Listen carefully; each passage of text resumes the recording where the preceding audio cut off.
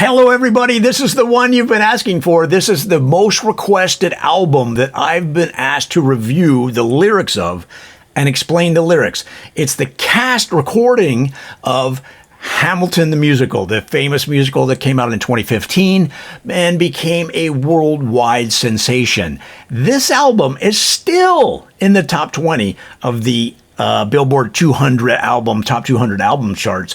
Even after all that time, it's a monster selling album, and that's probably why you guys want me to explain the lyrics. Every track, one by one, starting with number one, Alexander Hamilton.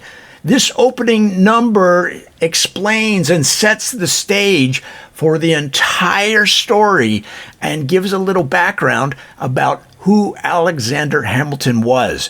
We learned that he was instrumental in passing the United States Constitution. He started the banking system.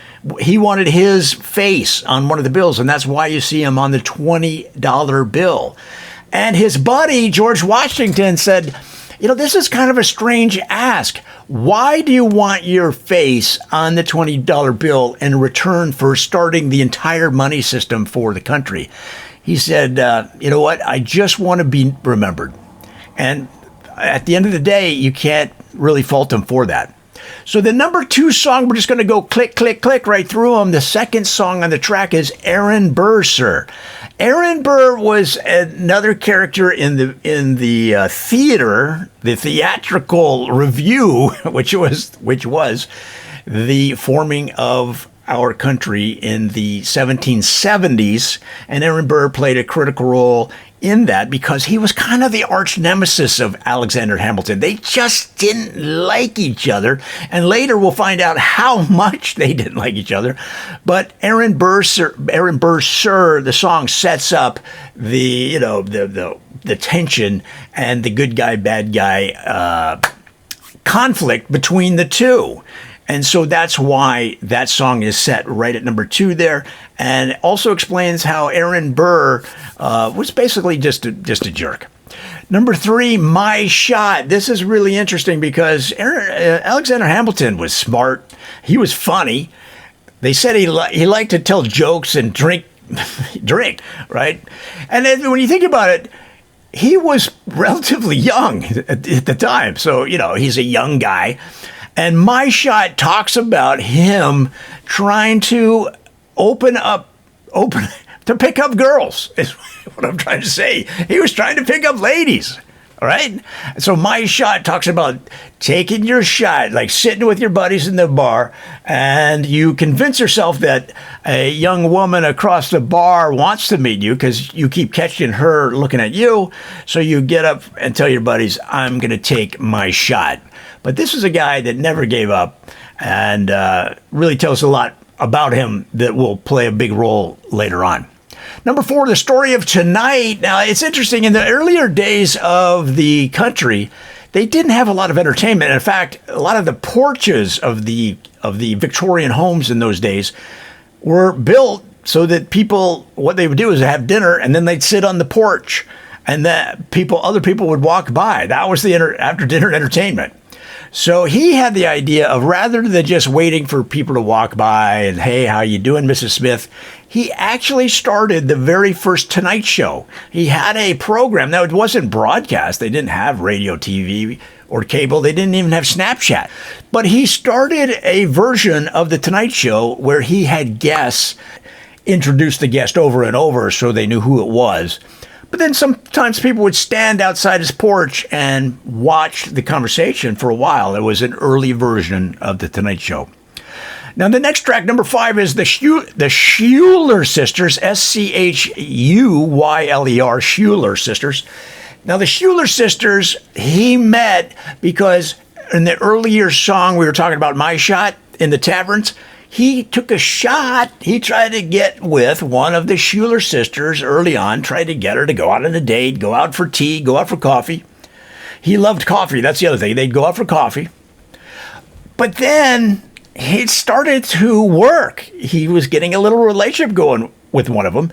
But being the young guy that he was, he didn't know he took another shot, another My Shot, at a different Schuyler sister in a different tavern, not knowing that they were related. And this song tells a story of trying to balance the sisters without them finding out that they were both dating Alexander Hamilton. Okay. Now, number 6 on the track list, Farmer Refuted. This is kind of funny because Alexander Hamilton, as we've learned, was you could say a Renaissance man, a guy that was really good at different things, and at one point wanted to become a farmer. So he went to one of the local farmers that he met at the taverns, because the farmers like to have a cocktail after they put down the soybeans and the corn. The guy loved coffee. He said, I may even start my own coffee plantation. And the farmer just started laughing because Alexander Hamilton was this city kid. And the farmers, they have heard this before, these country gentlemen that want to be a farmer. And so their farmer laughs at him, and all the other farmers laugh at him. He was refuted. And it's just a really kind of an interesting song. So number 7, You'll Be Back. All right. Now, it's interesting because he's a guy, like I said, even though he was refuted by the farmers and refuted, he was an orphan. He had to prove himself his entire life. So anytime that he faced a challenge or an obstacle or haters that we might put in today's vernacular, in his mind he said, I'll be back. I'll be back, in his mind. But then when he saw himself in the morning in the mirror, he started to get in the habit of saying, you'll be back. Talking to himself, you'll be back. Okay, because he's trying to get that confirmation of another person. But because sometimes when you're trying to drive forward, you're on your own, no one believes in you, he started talking to himself. Really kind of motivating. Now, number 8, Right-Hand Man. This talks about George Washington. So George Washington and Alexander Hamilton were drinking buddies. They were both, people don't realize how young they actually were. Now, George Washington was a little bit older, but Alexander Hamilton was really funny. George Washington wasn't a very jokey guy, but he was tall. And so a lot of times the ladies like a taller guy. So the combination of the two, they were a good tandem team in going out to the bars and trying to date and meet young ladies at the time. So that's what he talks about, my right-hand man. Today we might say the wingman or wingwoman. Now, number 9 is A Winter's Ball. This is fascinating because I had no clue about this until I did the research. In the Washington area, they had a winter's ball that took place on ice. So you had to ice skate. It was the height of the social calendar among the Washington political elite at the time. But not everybody knew how to ice skate. And Alexander Hamilton, he grew up in the Caribbean. He was born and grew up in the Caribbean. He had no idea about ice skating. So what he did was he would just slide around on his boots, right? But he painted skates onto his boots, and he made the motion like he was skating. No one ever knew. Again, the genius of such an important figure in American history. Number 10, Helpless. Wow, this is a great song because now we're starting to see the vulnerability of Alexander Hamilton. So the problem is you start to think that you are invincible, and a couple of things happened to him where he realized, wow, I need help. And so now he's growing as a person. So as an example, the thing that happened was they were tobogganing in Virginia in one of the deep winters around that time period. And they had 6 people on the toboggan, and Alexander Hamilton was at the back. They went around a curve too hot, and Alexander's hanging on the toboggan as it goes around the curve, and it's coming up on the bank. He's flying off. Everybody else is tucked in. He's flying off. He's like, help me, help me, help me. Right? So he felt helpless for the first time in his life, and this was a big shift in his psychological makeup. All right, now, Satisfied, number 11 on the track list, a longer song. And we're starting to see the growth and development of Alexander Hamilton. We're starting to see how that he's maturing. And really, the whole Hamilton musical talks about the maturing of the country as Alexander Hamilton matures. So, and these are the kind of bi-level, tri-level meanings that I try to communicate with you guys on all of these lyrics reviewed. So this song, Satisfied, you start to see a mature, or more mature, let's put it that way, Alexander Hamilton as he ages and as he starts to play more important roles in the government. The story of tonight, the reprise of of the original story of tonight, number 4. Now the musical is going back to the device they used earlier of his Tonight Show on the porch of his house. And why did he do this? Why are they going back to this device? Well, because it gives the musical a chance to talk to other characters in a casual setting and bring forth plot points inside of the musical itself without having to have somebody off to the side explaining things. Because in those days, not everybody knew what was happening in a play, and they'd have a guy off to the side going, okay, now this is what's happening. So next, after the story of tonight coming back, we have number 13, Wait for It. So this also follows the theme of a more maturing Alexander Hamilton, where he has to wait and is comfortable waiting. Whereas in your youth, you're more impatient. You know, you think let's get it done. You're 23, 24. Come on, let's go. And he loved coffee. So you can imagine a 24-year-old Hamilton that loves coffee. He's like, come on, let's get it going. Let's get this Constitution. Let's start the banking system. Let's write the Federalist Papers. I mean, the guy was, right? Now, the song Wait for It shows where he's learned to sit back a little bit. Just chill, bro. That's what George Washington would say to him. Bro, just chill. And he learned to let things play out a little bit. And it's so important. It represents, this patience level represents itself in the next song, Stay Alive, where now, okay, he's learning that he needs to be patient to stay alive, because so many people are after him now. When you are a successful guy and you are opinionated and you like coffee, so now you are delivering your opinions under the, and you're drinking 17 cups of coffee a day, all right? Which Hamilton, that'd be a light day. I mean, on most days, he was drinking 25 to 30 cups. You are going to create some enemies, right? And so now he has to become even more strategic just to stay alive. Now, number 15, the 10 Duel Commandments. Dueling, a lot of people don't understand this. Dueling was a very accepted way of settling arguments. Now, in our 10 Duel Commandments, each of the guys, usually guys in a duel, would hold a replica of the 10 Commandments. And they do it once. So it was a multi-layer duel. They do it once, and each would fire. And so what would happen is the 10 Commandments was like a bulletproof vest, and then the bullet would break it up a little bit. So then you had a smaller piece, and eventually you have the entire body to shoot at. And so their defense has been diminished over several duels. So then you go to Meet Me Inside, the next track, number 16 on the Hamilton cast album.